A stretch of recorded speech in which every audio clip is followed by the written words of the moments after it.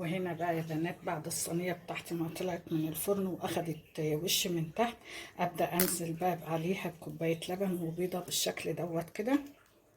تمام.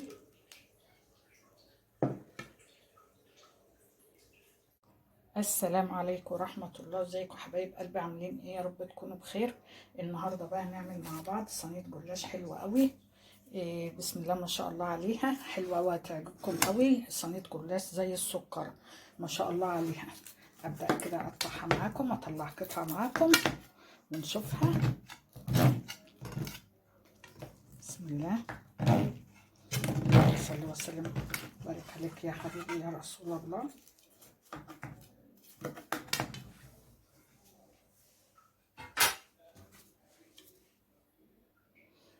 طلعت قطعه منها اهي، بسم الله ما شاء الله عليها، طالعه معانا حلوه قوي ما شاء الله. صينيه جلاش بقى باللحمه المفرومه جميله قوي، يعني صينيه كده تشرفك قدام ضيوفك، وسهله وطريقتها سهله. قبل ما نروح بقى لطريقه التحضير ما تنسونيش في لايك وشير واشتراك في القناه، بحبكم في الله يا احلى متابعين. يلا بينا على طريقه التحضير. بسم الله والصلاة والسلام على رسول الله. معايا هنا طاسة بقى انزل بيها كده على النار،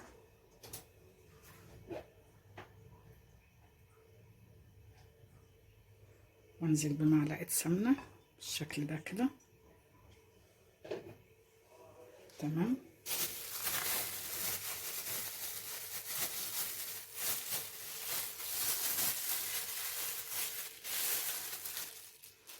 معانا هنا ايه،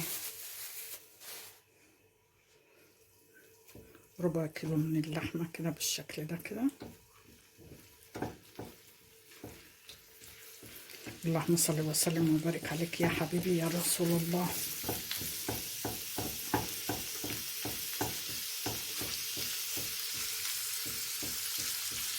النهارده بقى نعمل مع بعض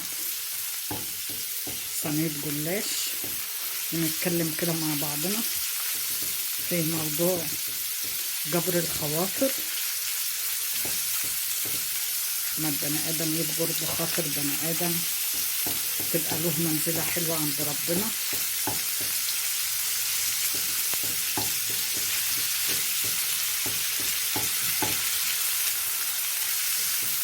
تمام. ربنا بيحب الانسان اللي بيبقى لين كده في تعاملاته، يعني مع الناس ما يبقاش حد عنده حدية في التعامل مع الناس، يعني يجبر بخاطر الناس. هتجبر بخاطر جارك في حاجة، بكرة هو يقف جنبك برضه، هتلاقي مش شرط اللي انت جبرته بخاطره، هتلاقي برضه ربنا مسخر لك ايه اللي يقف جنبك.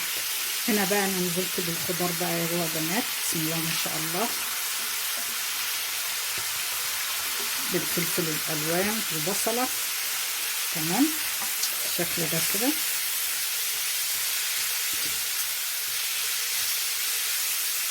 ان شاء الله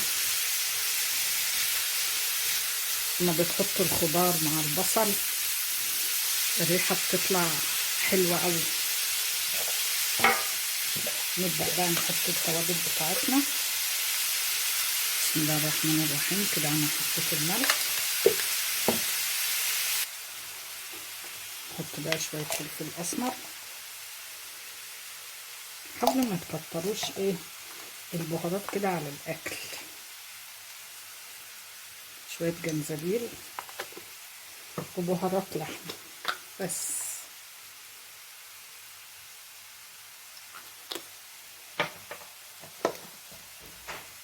هنا ايه الاول. تمام. سيب بقى الايه اللحمه والخضار يشربوا من بعض كده ويستووا معايا. شوف هنعمل بقيه الوصفه بتاعتنا، نعمل ايه باللحمه المفرومه دي ايه النهارده. تمام. زي ما قلت لكم بقى ايه موضوع ايه جبر الخواطر، ان الانسان يكون في عون اخيه. معايا هنا بقى الصينيه دي ابدا بقى ايه ادهنها بالسمنه كده عشان تدي بقى طراوه كده للايه الجلاش بتاعنا.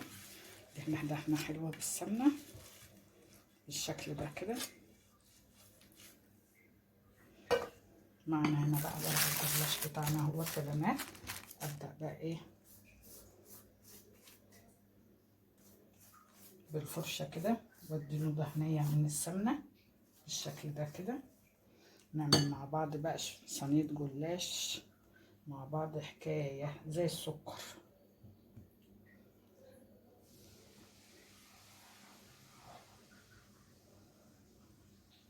بسم الله ما شاء الله. الجلاش ده مفيش سفرة في عزومة بتخلق ايه منه. تمام بالشكل ده كده اهوت. الصينية بتاعتنا اهي. ابدأ بقى اخدها وايه نحطها بالشكل ده كده. تمام. بعمل كمان معاكم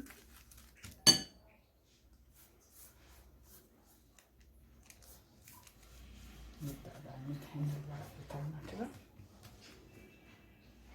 السمنة. ناخد من اللحمة طريقة سهلة تبقى حلوة قوي. بسم الله الرحمن الرحيم. نبدأ بقى نلفها اللفة دي. تمام. واحطها بالشكل دوت في قلب الصينية. تمام. انا الصينية بتاعتي خلصت يا بنات. ابدأ بقى ادهنها بالسمنة من فوق بالشكل ده كده وهدخلها الفرن. مش هحط عليها البيض ولا احط عليها اللبن الا لما تاخد وش كده من تحت وابدأ اطلعها ونحط عليها بقى ايه نسقيها بالبيض واللبن. تمام. اديتها دهنة سمنة كده من فوق وهدخلها بقى ايه الفرن. وهنا بقى بدأت اسقي الجلاش بتاعي كوباية اللبن والبيضة بالشكل ده كده وادخله الفرن تاني. تمام. ياخد وش حلو كده من فوق. وبكده بقى يا بنات صينيه الجلاش بتاعتنا طلعت من الفرن اهيت. بسم الله ما شاء الله عليها. واخدت لون حلو قوي معانا. طريقه سهله للجلاش كلنا يعني كله بيحبه. والطريقه جميله قوي. صينيه جلاش زي السكر. يا رب يكون الفيديو عجبكم. ان عجبكم متنسونيش في لايك وشير واشتراك في القناه. بحبكم في الله احلى متابعين.